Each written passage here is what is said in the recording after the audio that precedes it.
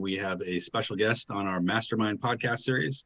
Conchita Swiggart is with us today. She's from Merced, California. She works with one of our amazing brokerage teams down there. And so Conchita has an amazing background, and she's doing some great things with the community. She's got a really referral-based, sphere-based business, which I think is the goal for everyone. So Conchita, welcome to the program. Hi, Jim. Thank you. Thank you for having me. All right.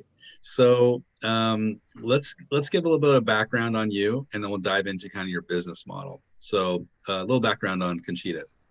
Just personal background? Well, just like, what did you do right before you got in real estate? How long have you been in the real estate game? And, Well, to be honest, it was my first real career. In 1991, I moved to San Jose, California, and I became the receptionist of a real estate office. And I think I never left real estate after that. Awesome. So yeah, I was there for 10 years, doing more of the admin part of it. I jumped into the sales part of it when I moved back into Merced in 2002. Started with Mike Salvadori and just kind of hit the ground running because it was a perfect career for my daughter who was 6. I was flexible. I could be room mom. And then it kind of took off. I left for about 18 months and decided, nope, that's what I need to do for the rest of my life. So yeah. And you're cranking and working really well, and you're producing amazing results. So let's talk about how have you grown your business? Because I know you coach and train agents. You have a coaching session right after this. So what's been your secret sauce? How have you grown your business? You know what? I have been blessed to have a great sphere of influence as far as friends and extended family, because I come from a very large family. My family is extremely supportive of me. Mm-hmm. But I've also made it a point to be part of my community. So with that, I was on the board with the Boys and Girls Club. I'm on the board with the Hospital Foundation, Our Lady of Mercy School. I was on that board for a time. So putting myself out in the community has helped my sphere immensely, to where I have generations of clients. Yeah. So that's interesting, because I also know that you won, and congratulations. I think it was Latino Businesswoman of the Year in 2019. So that's a huge accomplishment. But when we talk about like you are being on the board, you didn't start on the board. You had to actually just volunteer, right? And then you worked your way up to the board. Correct. So with I was on the board also with the Merced Hispanic Chamber. And I did kind of step away from that for a while, and I'm really wanting to get back into that sphere. But yeah, volunteering. I had a friend of mine, Chris Tafoya, and he would call me and say, hey, can you come and help here? Can you volunteer here? Great, not a problem. So then they asked me and they invited me onto the board. And I think sometimes people that are agents get the idea that, this isn't a good use of time. I should be out cold calling. I should be out door knocking. Not that those things are bad necessarily, but this is not like a time waster, right? I mean, this is you're growing your sphere of influence, which is actually way more powerful, right? Well, I'm going to tell you, this weekend I was, we still can't have open houses. So it was a scheduled showing, and another agent brought his clients in, and he introduced me and he said, I want to introduce you to one of the most in-touch, community-oriented agents in Merced. If you want to know what's going on, you call her. And I'm like, these are your clients, and you're telling them, so it was quite flattering. And I try to. This year has been a little rough because we haven't had any fundraisers. I haven't been able to be out there, and all of any board meeting is on Zoom. So no, I pride myself very much in that. And have a lot of those people that you met, that they became sphere members, like people you meet in these organizations? Yes, okay. They have. Yeah, especially a lot actually through Our Lady of Mercy School, where my daughter went to school. A lot of my sphere is from there. A lot of became really, really good friends, and then clients also. Love it. Now, just in terms of management, because everybody talks a game about sphere of influence, but they don't necessarily actually put it into practice. So what does managing your sphere mean to you? I mean, how, as a top producer at your company and in the community, somebody who's rocking and rolling, how do you manage your sphere effectively? Because I think this is a question mark for a lot of people. Well, I'm going to tell you, that's where I was lacking until you came into my life. Until Eric introduced you, and I'm still not on top of it as the way I should. A lot of it is being out in the community for me, phone calls, But as far as my CRM, I'm really working on that. 2021 is going to be my year of putting it all together. Because I did get busy last year, and I did kind of slack on that. But anyway, how do I get out there? I call, I'll text. We do a lot of, I belong to different groups, my bunco group, and a lot of those women, their whole families are my clients. I wish I could get out there a little bit more as far as, like going to coffee or lunches, because we're still a little laxed on that. We can't do that without the mask, and, so, but I'm trying. And like I said, you have definitely lit a fire underneath me to get that CRM and everything together. I'm not quite the door knocker, and I'm not quite the pick up the phone if I don't know you quite as well. So right. The text messages work really well, and so do the emails. That's interesting too. I think, the trend in the world, I was just talking to another agent about this morning, is that texting is kind of replacing phone calls in a lot of ways, right? So do you find that you're texting your sphere more than calling your sphere now? It depends on age, to be brutally honest. Younger texting, my younger clients, yes, everything by text and email. Text, most definitely. When I'm in the millennial era, my friends' kids that I'm now selling to, everything on text. Yeah. Some of my sphere, I definitely text, and then my older clients, I will pick up the phone. And if they're they're all friends, but personal friends where I go out to dinner, and I will give them a call if I know something is coming up for them, or if they've given me an idea of, I want this patio home. There's nothing available when something comes up. So I'll just pick up the phone and say, hey, send out some letters. I'll let you know if anything, comes up from that. And then I'll just keep the contact. Sure. Yeah. Now with social media, is that a part of your strategy? Are you working social media? So let's talk about that for a second. What's your approach? What do you do? So we are blessed to have a marketing team here. And one of the, actually Alex, she runs everything. She's so great on social media. She's like, okay, you need to do a video. Whenever I sell anything or list anything, she's great about flyers. So I'll put up the digital flyers. Don't forget to share them. Don't forget to ask, she's constantly on me. Okay, don't forget the hashtags. So I'm getting better. But each time that happens, a sale or a listing, I pop that up. I do videos. I'm much more comfortable on the video part of it. You realize, don't worry about the way you look, just get out there. And I love doing when I get a new listing, I just take my phone with my stabilizer and I walk around, kind of give them a little view. It's not the professional version that she puts together, but it's me, and it's with my flubs, and it's with my and and look at this. And so, yeah. I love that. So you do a coming soon on all your listings. I try to. Yeah. I try to. Yeah. Coming soons here are a little difficult. So they now have we have different statuses that we have to. So with the coming soons, we have to make sure they're listed on the coming soon. Yeah. You got to follow the rules. Yeah. A lot of markets are really stringent on those now. Oh. Now, are you on, in terms of just platforms, are you on Facebook, Instagram, LinkedIn? Is that your main platforms, or do anything else? Yes. Facebook, Instagram, and LinkedIn. I need to be, again, more diligent on the LinkedIn part of it. Sure. My husband tells me that. He's like, hey, you forgot to post on LinkedIn. But Facebook and Instagram, definitely. Now, in terms of just agents that are watching this, like, okay, how much should I be posting? Are you posting every day? And how much video are you posting every week, let's say? I'm posting video probably every other week, which I need to start doing every week. Alex keeps on telling me, are you ready for video? So today, actually, we're going to go into the green room, and I'm going to shoot just a hello, how you doing? February is coming to an end. And I'll do it, posts at least 2 to 3 times a week.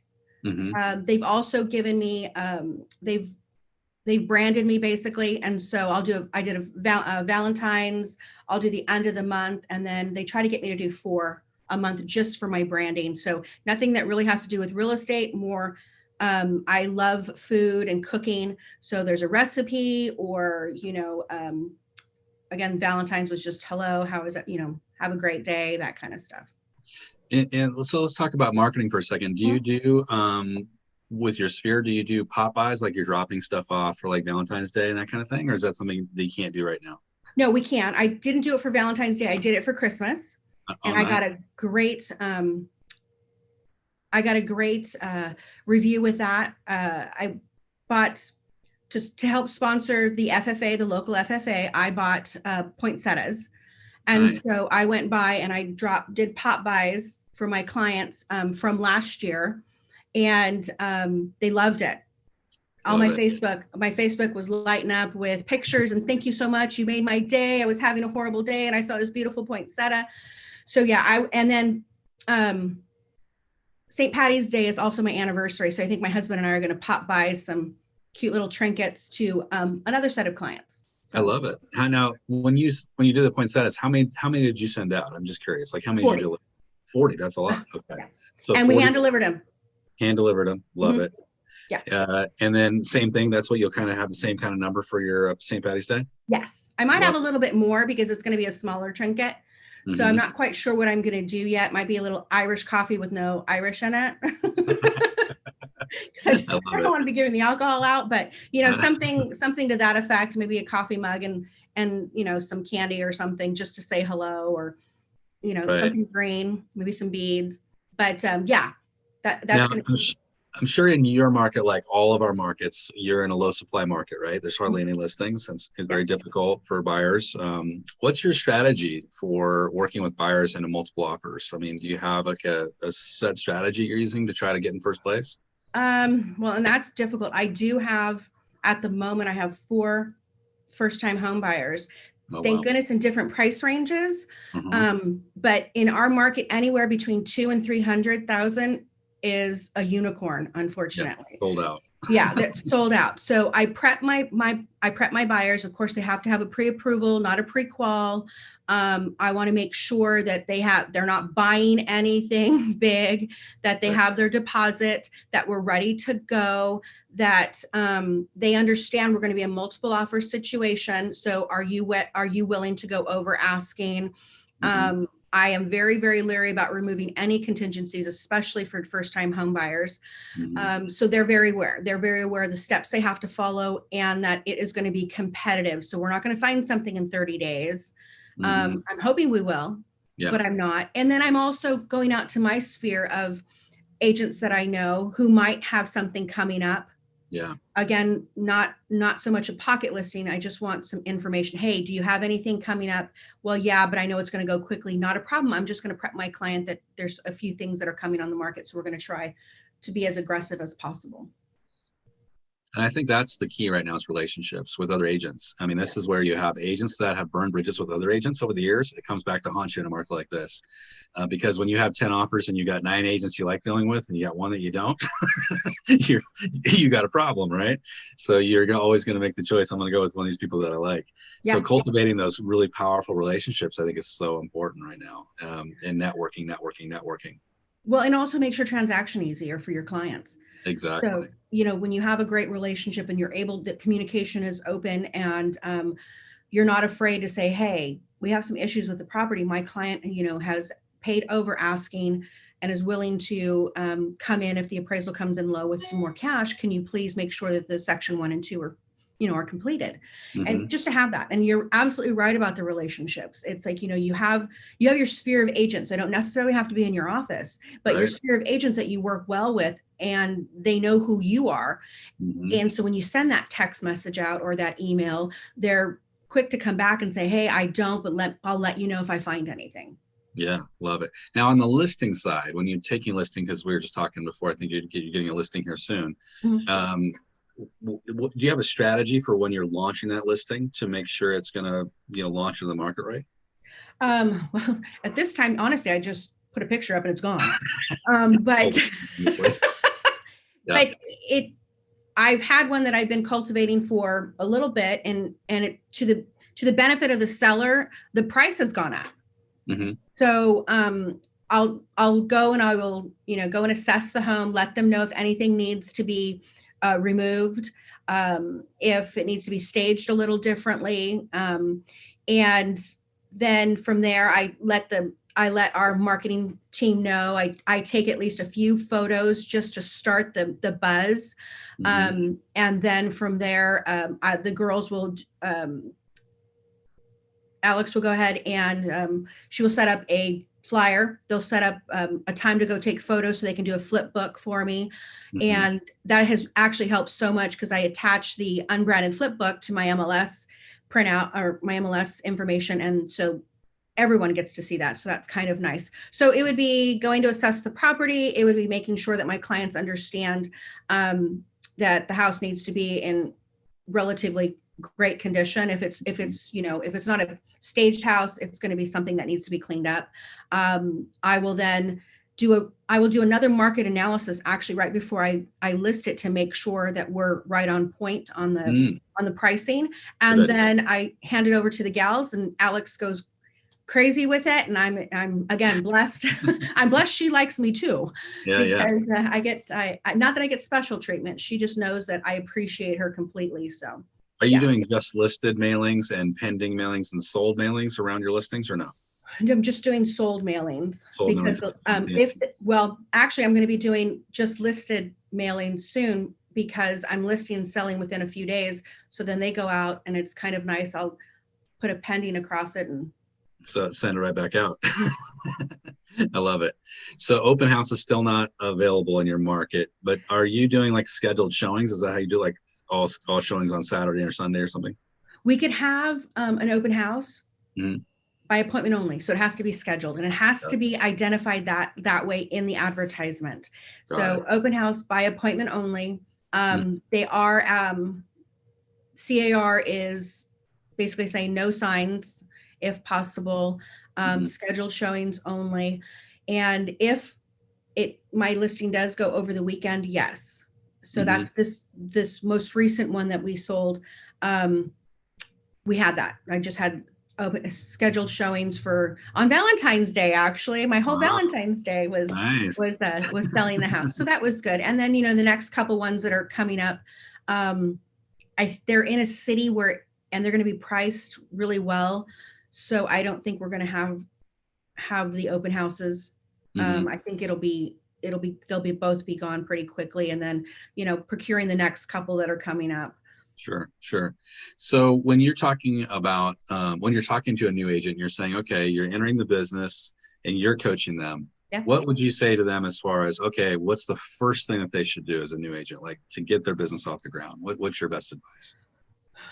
Well, actually, the two gals that we're coaching right now, I've talked to them about reaching out to their sphere. Reach out to people that your family.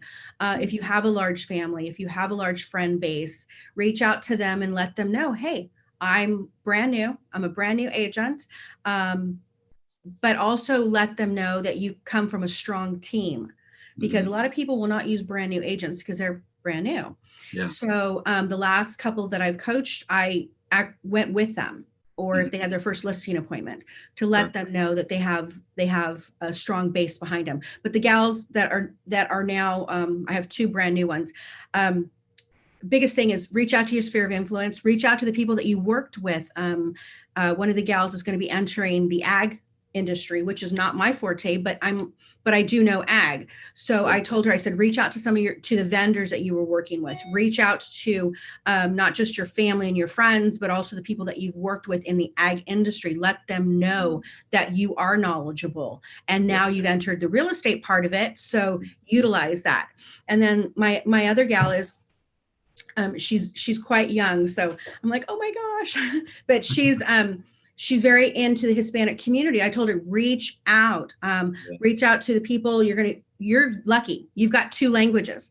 Get out there as soon as, hit the ground running. Your family is huge. And I take that from experience, because Alex over here always asks me, why do you always get shares and likes? And on my Facebook, I said, because my family is strong and they believe in me. So that's what I've told the girls too.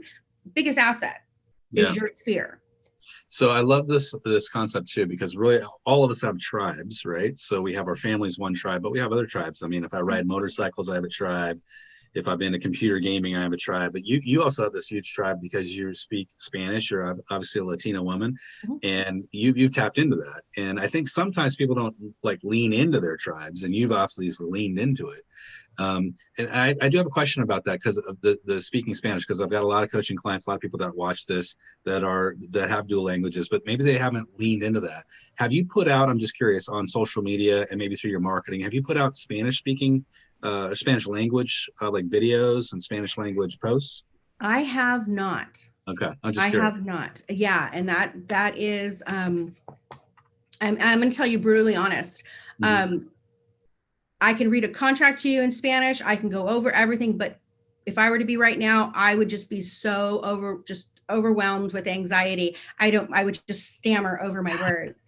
And and that's where, I know my strengths and my weaknesses. So that's why I'm coaching Angelus, and I'm like, no, you need to get out there and utilize and yeah. Totally get it. Yeah. So moving into 2021, it's, we've dealt with COVID and we've dealt with all these pandemics that have, kind of messed with the market, but you've had a good year despite COVID and things have been great for you. How have you adapted? I mean, what have you done differently because of COVID? I have been blessed. I had a fabulous year in 2020, and I think I'm going to have an amazing year in 2021. Working really hard. I've adapted the way we do real estate has changed. The way we work, the way we interact with people. I've explained to my clients, this is a different world right now. And unfortunately, you need forms before you see a property. You need to make sure you're masked up. You need to make sure you have gloves and booties at certain times. So, but I don't discourage the people from going to see properties. I make sure you understand that it might take a little bit longer, but with the showings, we have to make sure they're all timed correctly. So I make sure that my clients know that I'm here for them. We will get it done. We will, and a lot more DocuSign. There's been a lot more DocuSign. Do you talk a lot about do you get into the conversation with sellers who may be hesitant, like, I don't know, because of COVID, should I list my house? You talk about your safety protocols, like here's our safety, how we keep buyers and sellers safe. Yes. So we have the forms that come from CAR that do explain, but I also let them know that myself, I make sure that I provide all of the masks, gloves, booties, everything for my clients. I make sure that they know that I am aware of each and every agent that comes through their office. If it is on a lockbox, if I am there, I will wipe things down. I will make sure that all the lights are turned on, closets are open, doors are open, so nobody has to touch anything. So yes, make sure that my clients know that we follow safety protocols, and I try to be proactive on getting all of the necessary equipment to each and every listing. So a quick question about Zoom meetings. Obviously, we've all learned to use Zoom, and it's like a daily part of our lives now. But are you finding that you have meetings with buyers and sellers through Zoom? Is that common? Not common for you? Not for me. No, not for you. Still one-on-one meetings. Yeah, I'll maybe some conference calls, but not Zoom. It might be FaceTime. But again, the thing I've really noticed is a lot more DocuSign. Yeah. Do you do any virtual showings, like you FaceTime the listing? Oh, yes.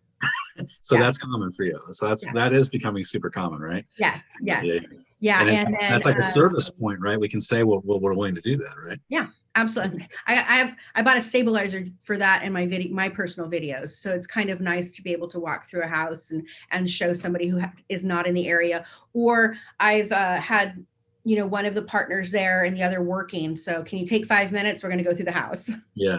So for those that don't know what a stabilizer is, that makes it so you're not jerky and shaky. You're just holding it. Geo holds that thing so you walk through there smoothly. Yeah. Did you just buy one of those on Amazon and you're just walking around with it now? Yeah. We were talking about it in the office, and I go, you know what, that would be great for me because, of course, with the weather, I don't do as much as in the summer. I was constantly doing that on the stabilizer. So I'll be back into that here soon because it's not as cold and I don't have to be as bundled up. And but yeah, it's kind of fun because you're walking around and you're able to show people the nooks and crannies because you can get in there and the stabilizer moves and you don't have to worry about getting sick with the wobbly Yeah. screen. So one question I have for you, obviously you've grown your business pretty dramatically over the years. Do you have an assistant? Do you have a team? Do you use TC? How do you delegate your work? Or do I you am do it, I am you do it crazy. yourself? I do it all myself. You don't have And anybody. I need to. I'm hoping to convince my husband to start working with me when he retires, but that's still a little ways away. So I need to use a TC, and I think I've found one that I might be willing to give my my paperwork to. I'm not quite sure. But yes, when I start pulling out my hair, and it's difficult now that I've got some new agents that I'm starting to train, my time is very limited. So the use of a TC, I think, is going to be in my future, my very, very near future. Yeah. And you're doing a lot of business. I mean, I don't like to share numbers here, but you're doing a tremendous amount of business, and to do that by yourself is kind of amazing, honestly. So good job. Nice work. But having help definitely will help you scale for sure. Once we let go of control, we increase capacity, right? and that needs to be my new mantra. It really does. Right. Yeah, for sure. Well, Conchita, thank you so much for being on the program. You've shared a lot of great information. I love the idea of community involvement. I think that's the big message for today, is you've really grown your business, a big part of your business, just from, being out there in the community. And I think a lot of agents don't do that. So that's a great message for everybody watching. Yeah. And like I said, it's near and dear to my heart. So awesome. Thank you so much for being on the program.